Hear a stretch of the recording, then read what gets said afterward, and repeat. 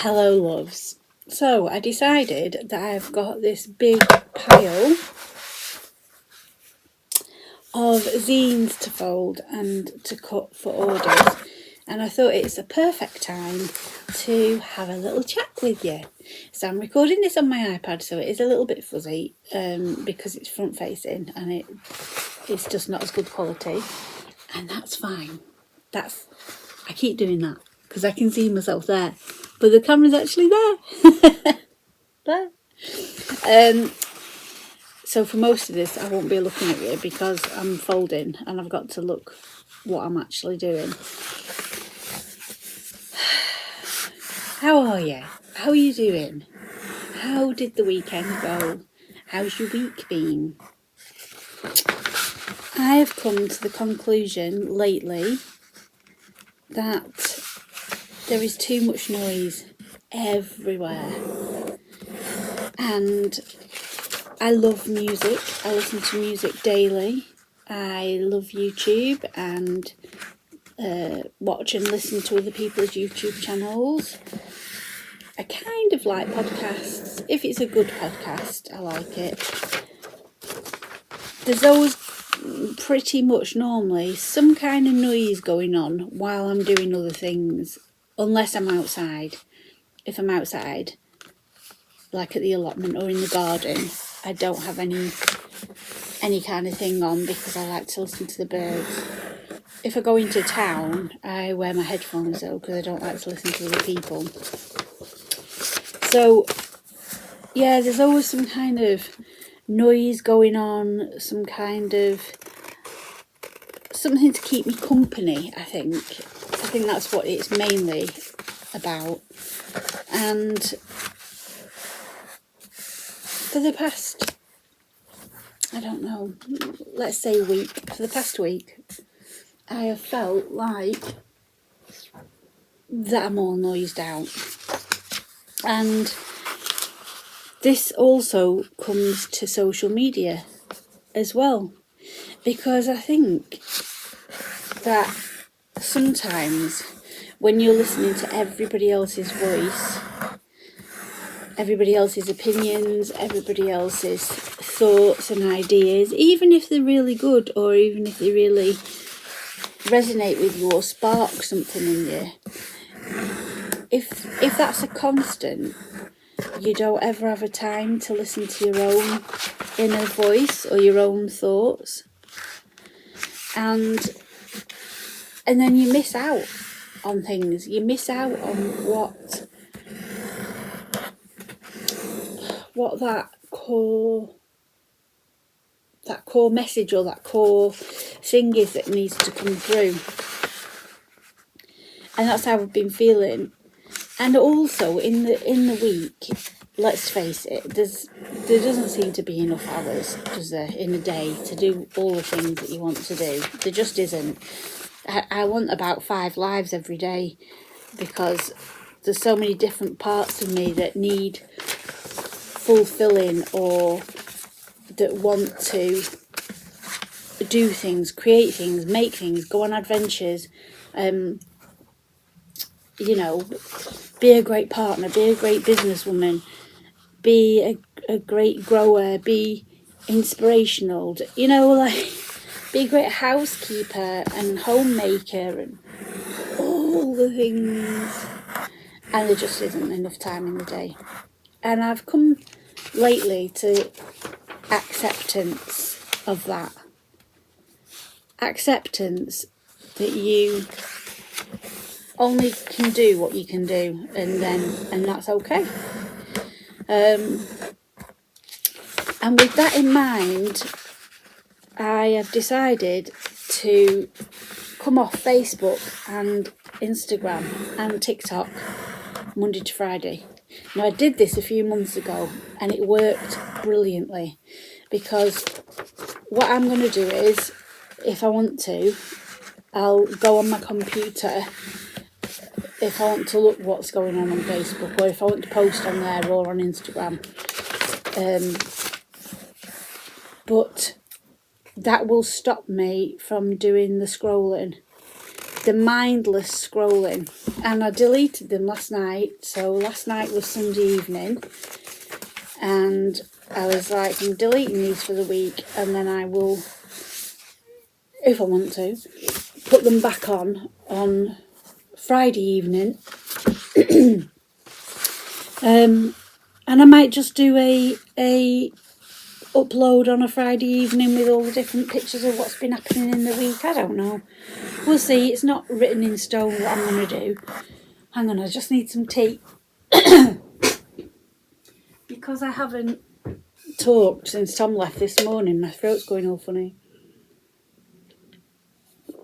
Oh, ain't tea the nicest thing ever? I just love tea. Do you drink a lot of tea? Let me know. Mine's decaf tea with oat milk in it. I don't have any sweeteners or anything in it. That was nice. My hay fever's been really bad today. Super bad. So I've mentioned a few times that I've been stinging myself with nettles every day to try and stop my hay fever. And it's been working. But today it's gone really cloudy. And I think it's going to rain. I can feel it. My nose all morning has been itching like crazy. Driving me bonkers. Anyway, social media. And I think that because I'm going to be off it Monday to Friday, I'm not going to keep picking my phone up to just scroll and waste time. So Tom phones me every lunchtime. Tom works at university, and we do a video call every lunchtime so we can see each other and just have a little catch up on our day. And what I tend to do is get off the call after I've talked to Tom, get off the call and then go on TikTok, and then before I know it, half an hour's gone, an hour's gone, and I go, oh my god, what's happening? So, and I know you can put restrictions in place, and I know you can put these things on your phone where it only lets you look at stuff at a certain time, and it limits the amount of things, but you can just easily override them. I've tried them. They do not work. I have a very addictive personality, and it's all or nothing. I am an all or nothing person. So it's not like I can go, oh, I'll set a timer and when it goes off, I'll come off it. No. So I've deleted them. Now this morning, I've picked my phone up about 5 times already. If somebody's texted or messaged or something, I've picked it up to look at that. And then automatically, I've gone to look at social media. It's like, it's called something. I can't remember what it's called. Tom tells me this, what it's called. You've like made a pathway in your brain, haven't you? It's like an automatic thing that you do. And each time I've gone, oh, it's not there. Like, but what I have been doing is reading my book instead. I've been reading my novel. And then that's another thing, you see, because it's such a good novel. Oh my gosh, I can't put it down. And so if we play social media, we're reading a book. Anyway, yeah. But I think it's a good thing. I think that it will work. I hope it will work. Let's say that. I definitely hope it will work. Just wondering why that's not folding properly. A little forest one. Oh, there. It's done it now. So these are all sales from my orders from sales from my orders. That isn't right, is it? These are all orders from my sale that I've had on my Etsy shop. And I've actually extended it. I've actually extended the sale, so it's still on. It's still on for a week. Because yeah, it was doing so well, and I thought, actually, I'm just going to leave this on a bit longer. So what else have I been thinking about the past week or two? Quite a lot, actually. There's quite a few things. I have tried to come away from anything that's political. I've tried to come away from anything that is, let's just call it lower vibration stuff. So by that I mean things like horrible things that are happening in the world, or, you know, people arguing online and stuff like that. Because I don't watch the news, I don't read newspapers, I don't listen to the radio. I try and avoid all of that. But it still comes through on social media. So I've been avoiding all of that kind of stuff, and I've been just really tuning into what do I want to do, what do I want my days to look like, what feels good now. Because I think as women we don't give ourselves enough grace that one day what might feel good will not feel good the next day, because we're such cyclical beings in many different ways, of our hormones, the time of our lives, our how much sleep we've had or how much sleep we haven't had, that every day is not the same. And I think that when people try and force it to be the same, that's when it feels hard.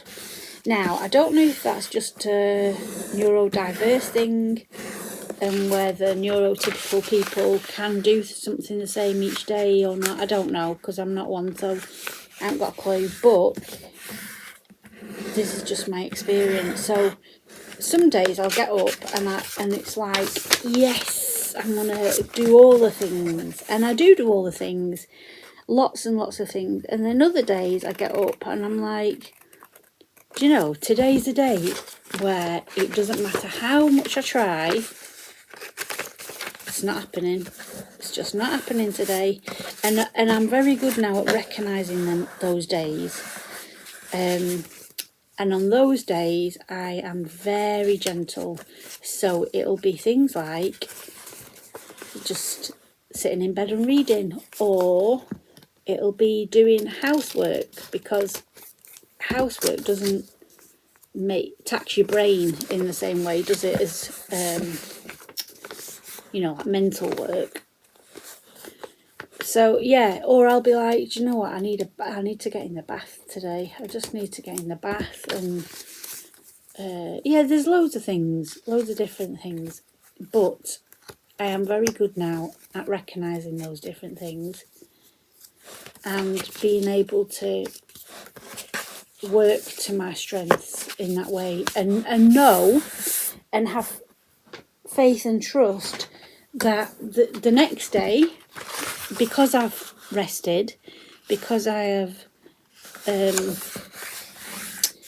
honoured my body and what I needed, that the next day I'll be back again and be able to do things. So that's really important, I think, that we recognise that we can't be the same all the time. And do you feel like that if you're a person that's like done lots of work on themselves, do you feel like that you're just constantly doing this work on yourself all the time, and it's almost like I've got to fit this in, I've got to fit that in, I've got to do this thing. When is the time for just being? When is the time for just stopping and just be, just not existing like, oh, I'm just going to exist and nothing happens. I don't mean that. I mean just being and existing in your life in this day, and what comes that day comes. And it's not like, right, I've got to do my meditation, I've got to do my journaling, I've got to, do my affirmations, do my prayers, I've got to do my yoga, I've got to walk 10,000 steps, I've got to like all of this stuff. And it's almost like we've been sold another, what do you call it? You know, like, I'm trying to find my words. I bet you're shouting at the screen going, it's this. Right, but basically, you know, like, if you've worked a 9 to 5, oh, they're cute, look. I've got a seed making one as well. This is what I've been folding, this is what I've been doing. If you work a 9 to 5 job, and every day you go to that job, and every morning you have a routine of getting up, getting the kids ready, taking them to school, going to your job, picking the kids up, going back home, making dinner, bath time, bedtime, routine, get what chores you can done at night, go to bed, and then the next day it starts all over again. That kind of normality that we've accepted and said this is the way that you live, and it's been sold to us as women that this is the way we live now, that you break away from that and you're like, I can see through that now, that there is another way of living. So you either become self-employed, or you go and live in a van, or you home educate, or you do alternative stuff. But then within the alternative stuff, if you start to think about optimizing your health, optimizing your relationships, optimizing your income, all of this stuff, that what happens is you end up in another routine, but it just looks different. And I suppose one you feel like you've got no control over when you take your kids to school and work for somebody else, and your time isn't your own. And then in the other one, you have got control over that in your time and in what you do in that day. I suppose that's the difference. But still, it's still like you've got this prescribed way of being, tick box, a to-do list of, I've got to do this, I've got to do that, and I just feel like, well, where is the being now? Does any of this make sense to you? Because I do know that I'm trying to explain what's in my brain, and that could be quite confusing for a lot of people. These are the other ones that I've just been doing. May, trees, July, bees, June, another May's popular, and then the Circle of Witches one. What I've just been folding. I'm going to have to sew all these soon on my trusty sewing machine. Put them over there. Because I've got loads more to fold. Yeah, does any of this resonate with you? Does it make sense what I'm on about? Or are you thinking, I don't know what you're on about. What are you talking about? And also you might be thinking, well, all them tools help me. And I agree. I fully agree. All the tools like meditation, affirmations, gratitude, journaling, they are very helpful, and they're brilliant. Like, they are really brilliant. I am not dissing them in any way, shape or form. But what I am saying is, when they become when they become a chore of, I have to do this every day, and it isn't like a more of a spontaneous thing. I think that is the point that I'm trying to make. what happened to us just living? There's lots of things in the world that if you are over a certain age, like me, it feels different, because I was born in the 70s, I grew up in the 80s and 90s, pre-internet. So before the internet, before smartphones, before social media, before iPads, before computers were popular in houses. Most of the time we didn't even have a telly. So I grew up in that period pre all the stuff, and then I am different in a lot of ways. People have said this to me quite a few times of my age, that I am different in the way that I have embraced technology, and I've kind of got a foot in both worlds. A lot of people my age and older have not embraced technology, and they find it really difficult. So I am different in that way. But I do wonder if I'm having all these thoughts and feelings around this simplicity, around this just being, just living,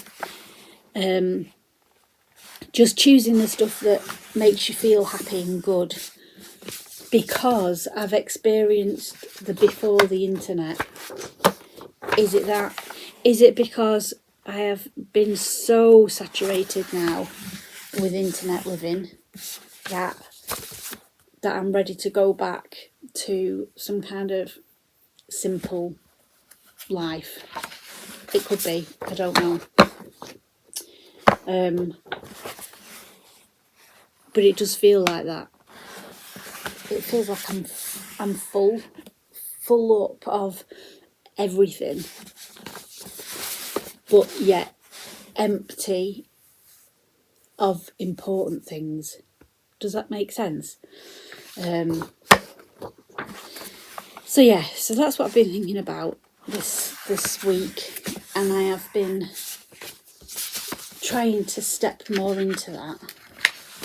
And if you watched last week's video, you will know that I was talking about choosing excitement first, and I told the story of the day that I chose excitement first and went to the allotment. And that's what's I've been mindful about. I've been aware of this week, that I've been doing things to choose the excitement first, to fill my cup up first, I suppose, fill my well, whatever you want to call it. So I just, I've just been thinking a lot about that. I've also been thinking a lot about when I was a child, and how, as a child, we just choose the things that make us feel good, or choose things that we go, I want to do this now. If you get that kind of childhood to do that, and how as adults we can tap back into that more and more and more. So this is just a little interim vlog, let's say, until I do a full video, because I just wanted to share some thoughts with you. So I've folded all my zines now. I need to sew them on the sewing machine and then get them packed up into orders. And I can't really record that because I've got people's names and addresses on the envelopes, of course. But let me know how you're feeling. Let me know what you're thinking about this week.